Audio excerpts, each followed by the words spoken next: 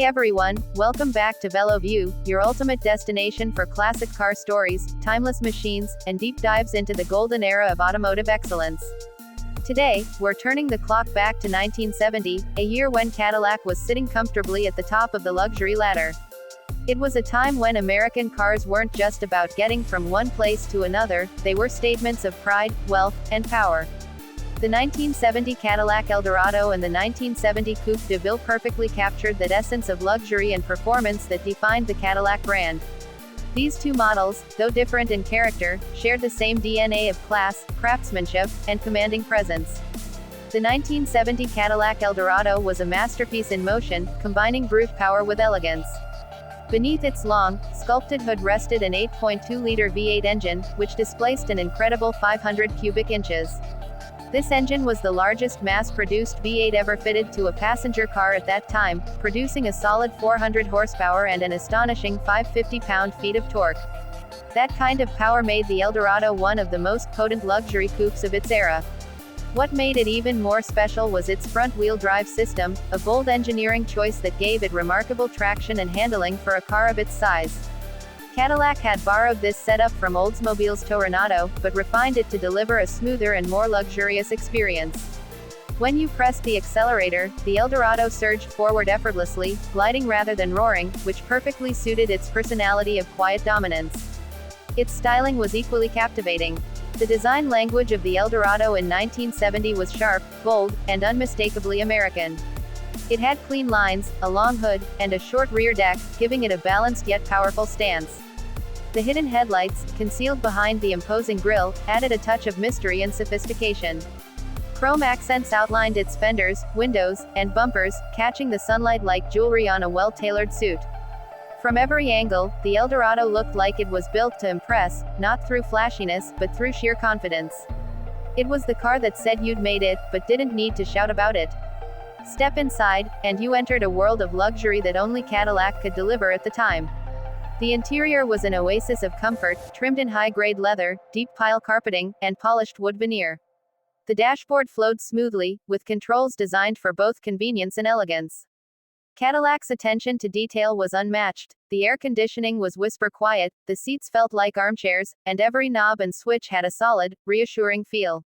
The Eldorado wasn't just about getting to your destination, it was about enjoying every second of the journey. Driving one felt like floating on air, thanks to Cadillac's precision-tuned suspension that absorbed every bump and imperfection in the road.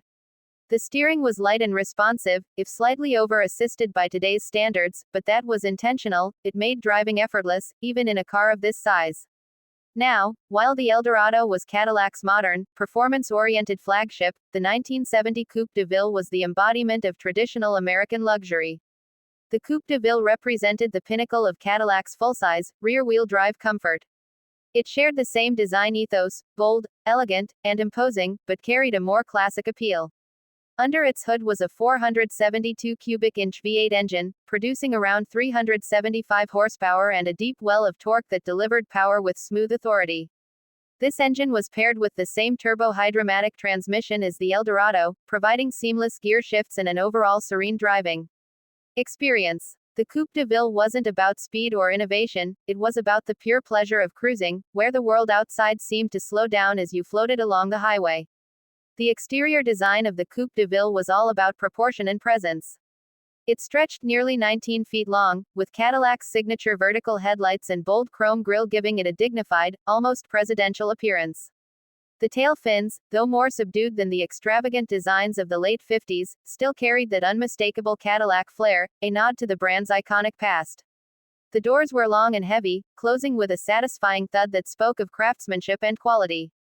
In motion, the Coupe de Ville glided like a yacht on calm water, with road noise kept to an absolute minimum and the suspension soaking up imperfections with grace. Inside, the Coupe de Ville offered an interior that could rival a luxury living room. The seats were massive, soft, and deeply cushioned, upholstered in premium leather or high-quality cloth depending on the buyer's choice.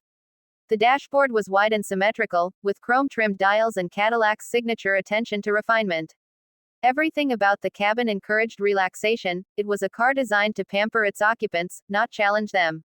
Long drives were effortless, with available features like cruise control, tilt and telescopic steering, automatic headlights, and an advanced climate control system that maintained perfect comfort regardless of weather conditions.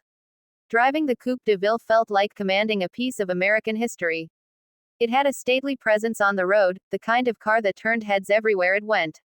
Compared to the Eldorado, the Coupe de Ville's rear-wheel drive setup gave it a more traditional feel, smoother weight distribution, a slightly softer ride, and a sense of connection to the classic Cadillac heritage. It wasn't built for corners or speed, it was built to glide, to make every mile feel shorter and every drive more elegant. Both the Eldorado and the Coupe de Ville represented Cadillac's absolute best in 1970. They were built in an era when luxury meant size, comfort, and craftsmanship rather than gadgets and touchscreens. Each model spoke to a different type of driver. The Eldorado appealed to those who wanted a blend of power, innovation, and personal prestige, while the Coupe de Ville was for the purist who valued the timeless feel of traditional American luxury. But both shared the same heart: Cadillac's unwavering commitment to quality and comfort. Today, these cars have become highly collectible, prized by enthusiasts for their design, engineering, and the sheer sense of occasion they offer. The 1970 Eldorado, with its massive 500 cubic inch engine and front-wheel drive, remains one of the most iconic models in Cadillac's history. The Coupe de Ville, meanwhile, continues to represent everything that made Cadillac the standard of the world. When properly maintained, both cars are surprisingly reliable, with mechanical parts still relatively easy to find thanks to the strong classic Cadillac community. Driving one today feels like stepping back into a time when cars were more than machines, they were experiences. The 1970 Cadillac Eldorado and Coupe de Ville remind us that luxury doesn't always mean technology or speed. Sometimes, it's about presence, comfort, and craftsmanship that stands the test of time. They represent a golden age of American motoring, a time when Cadillac truly ruled the roads with unmatched style and dignity. So that's our full deep dive review of these two magnificent machines from 1970. If you enjoyed this journey back into the world of classic Cadillacs and want to see more detailed reviews of iconic cars from the past, make sure to hit that like button, drop a comment sharing your thoughts, and most importantly, subscribe to VeloView for more classic car stories, reviews, and history. Thanks for watching, and I'll see you in the next ride.